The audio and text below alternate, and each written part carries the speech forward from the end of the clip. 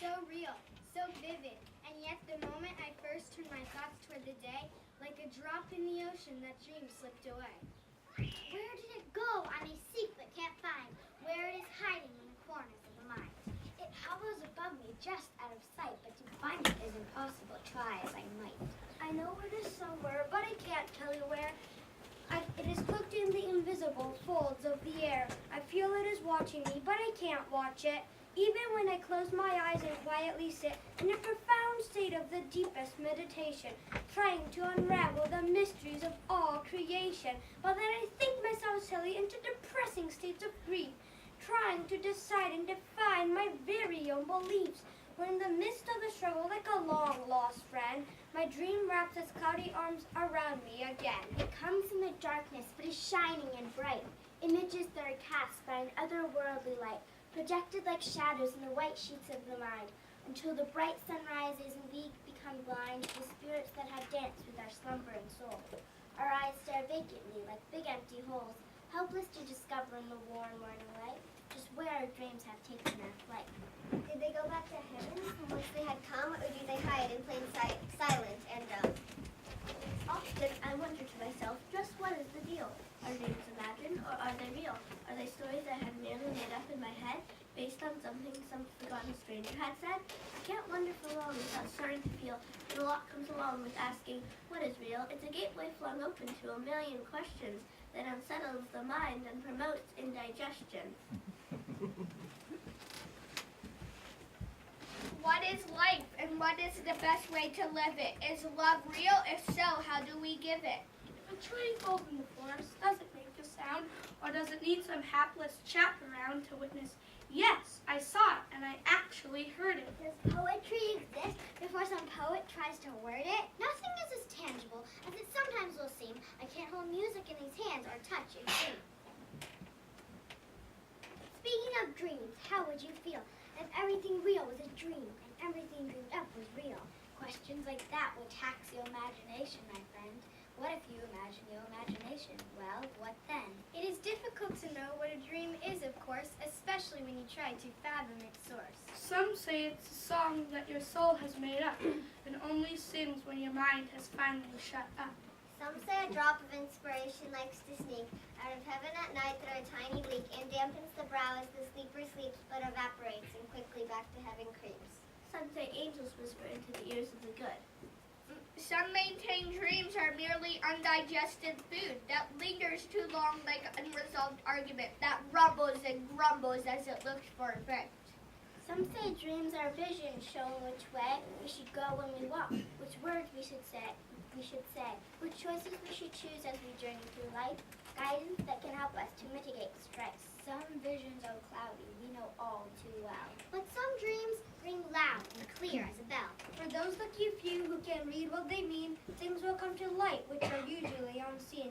The mystery of all on heavenly scrolls remains sealed, But if you listen to dreams, all is revealed.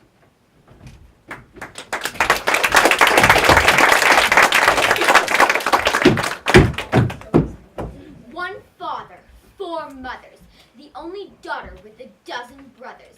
Everyone tells me that I am blessed, but with these cards, I'm not impressed.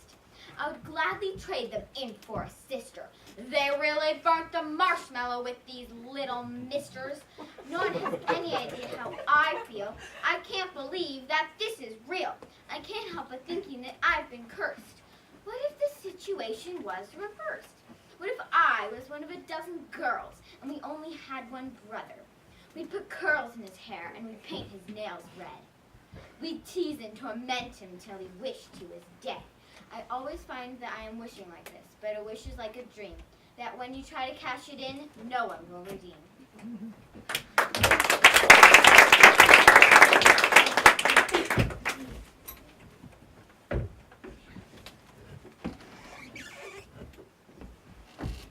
Good morning, dear wife. Did you sleep well? I've had wonderful dreams that I like to tell. But tell me, dear, where is my son? I'd like to see him. Oh, really? Which one? I've given you 6 sons, but they're all in the field, working hard without thanks, their character to build. Ah, Leah, yes, our sons are working hard. That is true. Reuben, Simeon, Issachar, Zebulun, Levi, and Judah too. Never have those boys forsaken their duties for even a day, while Rachel's children bide their time and stay at home to play. Leah, you know that report is far from true. I give Joseph plenty of things to do. Like sit and talk and play and eat, and then you top it all off with a special treat, while my sons are laboring to pull his weight, and if he joins them at all, he's always late. Leah, I hear you, but that's enough. I'm sorry you think your boys have it so rough. From time to time, I give them all proud looks of praise, and even a few of their own sheep to raise. You're not being fair. Let me explain. Explain what? You just want to complain. Bilhah, the maidservant, enough out of you. I may be a servant, but I'm his wife too, and I've given Israel sons of my own. Dan and Naphtali, so leave me alone. These sons I've given to your sister to raise. The beautiful Rachel, deserving of praise. Ladies, please back down. That's really enough. Nobody wants to hear all this stuff. Bilhah, the servant, doesn't deserve to share my lady's status. She has some nerve. It was Leah who was the first to be your wife and the first to give your sons the gift of life. Besides, what are 2 sons compared to 6? You have a nasty little attitude to fix. Come over here and I'll take care of it. I won't put up with it. I've had my share of it. That's enough of a scuffle, my dear wives. I'm grateful for our sons and all their lives. I adore all of them, each and every one. I'm proud to call all 12 of them my son. Dad and Asher will soon hear of this. What will your 2 boys do against their 4 fists? They'll respond with 4. Now I'm one of my own. We'll teach you and your boys to leave us alone. Mess with us and you will see the rage of Dan and Naphtali. If you're angry words you cannot hide, you can take your argument outside. Don't stir up that energy in our tent or out to pasture you'll be sent. I was only trying to finish what she started. She's bossy, pretentious, controlling, cold. And you're bragging, inconsiderate, wretched, and mean. You're a filthy servant who acts like a queen. Speak for yourself. You are just as low-born. You deserve nothing more than a husband's scorn. Your mind is slow, but your tongue is fast. Speak again and you will speak your last. Let this useless argument come to an end. Zilpah's are equal, sister, wife, and friend. But don't forget that I was the first. And I must consider myself blessed, not cursed. Through my father's treachery was your hand won. And by that treachery my sanity undone. For the good of our sons and for their survival, we must not allow them to be thought of as rivals. Rachel, those are easy words to say, but surely you must have noticed the way that Israel favors your 2 sons. In the race for his affections, they have won. In the flames of your jealousy, my reputation will roast.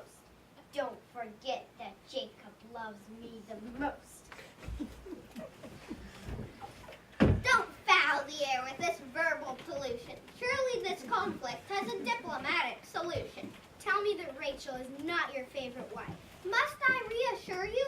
Every day of my life All my wives are equal in my eyes. To say anything else would be most unwise. Stop all this wondering and ridiculous guessing. You know that each one of you has been a blessing from the moment the Lord decided to anoint the line of my fathers. He has proved his point. Always by working in mysterious ways, it is not our lot to question what he says.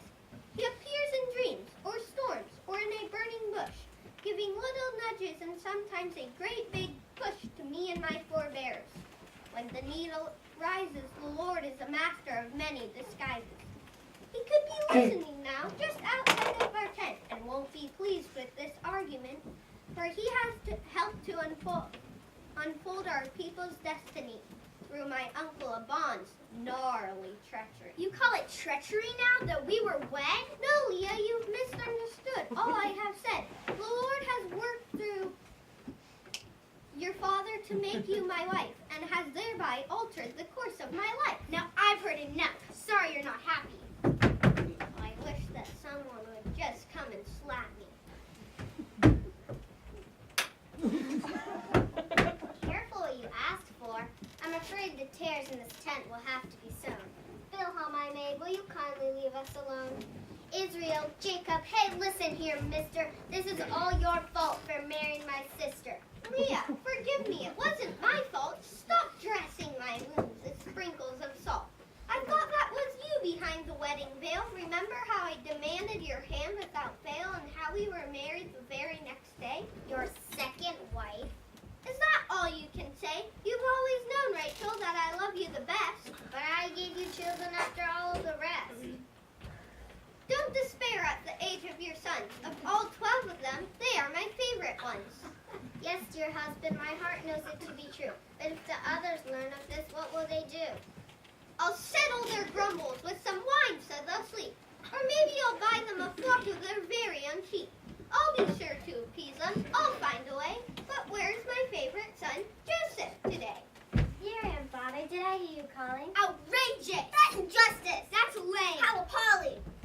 Joseph, my boy, how are you today? Pleasant. Come give me a hug. I have a special present that I've been waiting to give to you. A present for me? Oh, could it be true? That isn't something about which I would joke. Now go ahead, open it. A rainbow cloak! What will the others think when they see this on me? Dad, was it expensive? Well, it wasn't free. Now put it on, son. Let's see it on you. Oh, you look magnificent. Here's what we'll do. Take the day off from your chores and sit down with me. I want to tell you the story of our family history. But what about my brothers, working so hard and true? Shouldn't they sit down and hear this too? Not now, my son. Today is just for me and you.